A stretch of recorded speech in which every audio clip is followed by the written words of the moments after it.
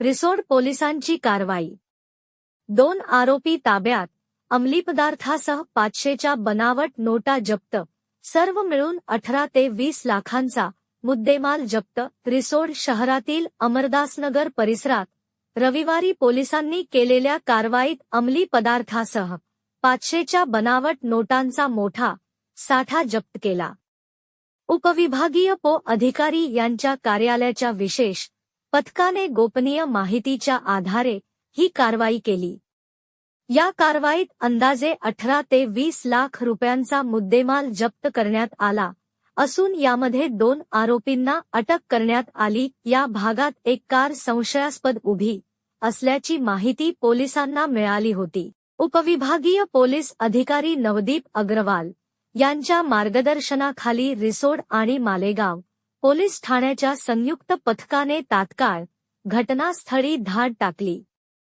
या कारमध्ये पाहणी केली असता पोलिसांना चरससारखा दिसणारा पांढऱ्या रंगाचा हेरोईन पदार्थ, गांजा तसेच मोठ्या प्रमाणात 500च्या बनावट नोटा आढळून आल्या. याबाबत पोलिसांनी केलेल्या तपासात 60 ग्रॅम वजनाचा हेरोईन, सुमारे 2 किलो गांजा आणि 378 रुपयाच्या 500 रुपयांच्या बनावट नोटा, एकूण किंमत सुमारे 1,89,000 रुपये जप्त करण्यात आल्या आहेत. तसेच आरोपींकडून ग्रे रंगाची ब्लेनो कार, 2 मोबाईल फोन आणि अन्य साहित्य असा एकूण अंदाजे 18 ते 20 लाखांचा मुद्देमाल पोलिसांनी आपल्या ताब्यात घेतला आहे. या कारवाईत सहभागी पोलिसांनी आरोपींना घटनास्थळीच ताब्यात घेतले.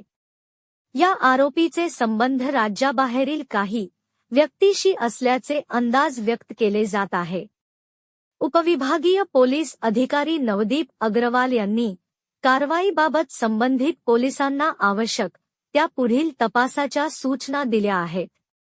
या प्रकरणाचा तपास रिसोड पोलीस ठाण्याचे पोलीस निरीक्षक रामेश्वर चव्हाण यांच्या मार्गदर्शनाखाली सुरू आहे. पोलिसांनी याप्रकरणी गंभीर स्वरूपात तपास सुरू केला आहे. प्रतिनिधी अब्दुल अजीज, न्यूज 24, आपकी आवाज.